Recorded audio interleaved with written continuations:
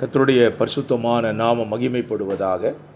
ஆசீர்வாதமான மாலை வேளையிலே வேத வாசிப்பு திட்டத்தினுடைய 12வது நாளுக்காக கர்த்தருக்கு நன்றி சொல்கிறேன். இந்த நாளிலேயும் வாசிக்க போகிறதான விதையான பகுதியின் சுருக்கு. யாத்திராகமம் 6ஆம் அதிகாரத்தில் தேவன் மோசையோடு கூட பேசுவதையும், அதுவரையும் அவர் அறியப்படாத ஒரு நாமத்தை, யெகோவா என்கிற நாமத்தை வெளிப்படுத்தி இஸ்ரவேல் ஜனங்களுக்கு தன்னை வெளிப்படுத்துவதையும், லேவியருடைய வம்ச பரம்பரையை குறித்து இந்த அதிகாரம் விரிவாய் நமக்கு தெரிவிக்கிறது. 7ஆம் அதிகாரத்தில் கர்த்தர் மோசையும் ஆரோனையும் பார்வோனிடத்துக்கு அனுப்பி இஸ்ரவேல் ஜனங்களை விடுவிப்பதற்கான சில அற்புதங்களை 7ஆம் அதிகாரத்திலே செய்கிறார். கோல் பாம்பாய் மாறுவதும், நதியின் தண்ணீர் இரத்தமாய் மாறுவதும் ஆண்டவர் அந்த அதிகாரத்தை முடிக்கிறார். 8ஆம் அதிகாரத்திலே தொடர்ந்து எகிப்திலே மோசையை கொண்டு வாதைகளை 8ஆம் அதிகாரம் முழுவதும் செய்கிறதை குறித்து நீங்கள் வாசிக்க முடியும். 8ஆம் அதிகாரத்தில் தவளைகள், பேன்கள், ஸ்தோத்திரம், அதே போல தேவனுடைய வார்த்தையின்படியே இஸ்ரவேல் ஜனங்களுக்கு வார்த்தைக்கு செவி கொடாமல் திரும்ப திரும்ப பார்வோன் தன் இருதயத்தை கடினப்படுத்துவதையும் வாசிக்க முடியும். 9ஆம் அதிகாரத்தில் திரும்பவும் ஆடு மாடுகளின் மேலே தேவனுடைய கோபாக்கினை வெளிப்படுகிறது. 9ஆம் அதிகாரத்தின் தொடர்ச்சியிலே ஆண்டவர் பூமி எங்கும் பெய்திராத பனிமழையை கல்மழையை பெய்ய பண்ணுகிறார்.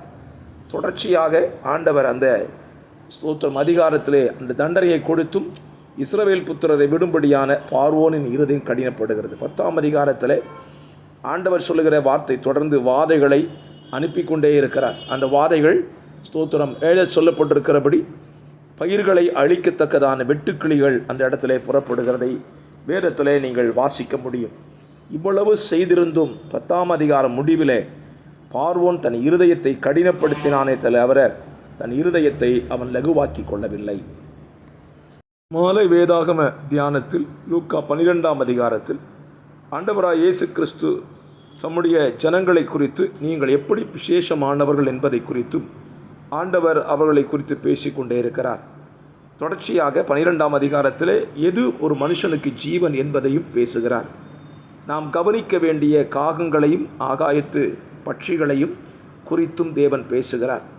ஸ்தோத்திரம். தொடர்ந்து தேவனுடைய வருகையை, எஜமானுடைய வருகையை குறித்து ஆண்டவர் அங்கே வெளிப்படுத்துகிறார். ஸ்தோத்திரம். 12ஆம் அதிகாரத்தில் ஆண்டவருடைய சித்தத்தை செய்ய வேண்டும் என்பதையும் குறித்து பேசுகிறார். பூமியில் தான் எதற்காக வந்தேன் என்கிற காரியத்தையும் ஆண்டவர் இந்த பகுதியில் பேசி கொண்டிருக்கிறார். 13ஆம் அதிகாரத்தில் பிலாத்து கலிலேயருடைய இரத்தத்தை பலிகளோடு கூட கலந்திருந்ததை குறித்து இயேசு அங்கே வெளிப்படுத்தி சொல்லுகிறார். சீலோவாவில் கோபுரம் இடிந்து விழுந்த காரியத்தை சொல்லுகிறார். அத்திமரம் கனி கூடாது இருக்கும்போது இதை என்ன செய்ய வேண்டும் என்கிறதை குறித்து பேசுகிறார். பலவீனப்படுத்துகிற ஆவியை கொண்டிருந்த ஒரு ஸ்திரீயை இயேசு குணமாக்குகிறதை குறித்தும் அந்த அதிகாரத்தில் சொல்லப்பட்டிருக்கிறது. தேவனுடைய ராஜ்யம் கடுகு விதைக்கு ஒப்பாயிருக்கிறதையும் இடுக்கமான வாசல் வழியாய் பிரவேசிக்க வேண்டும் என்பதையும் ஆண்டவர் அங்கே அவர்களுக்கு விவரித்து காண்பிக்கிறார். எருசலேமை குறித்து அவருடைய ஏங்கல்களை குறித்து இந்த அதிகாரத்தின் இறுதியிலே வாசிக்க முடியும். 14ஆம் அதிகாரத்திலே ஓய்வு நாளில் நீர்க்கோபி வியாதி உடையவனை சொஸ்தமாக்குகிறார். 14ஆம் அதிகாரத்திலே விருந்து அழைக்கும் பொழுது யாரை அழைக்க வேண்டும், எப்படி நாம் அமர வேண்டும் என்பதை குறித்து ஆண்டவர் மிக தெளிவாய் சொல்லுகிறார். விருந்து வீட்டுக்கு அழைக்கப்பட்டவர்கள் என்ன சாக்கு போக்கு சொல்லுகிறார் என்பதை குறித்தும், அதனாலே அவர்கள் என்ன ஆகிறார்கள் என்பதை குறித்தும் சொல்லுகிறார்.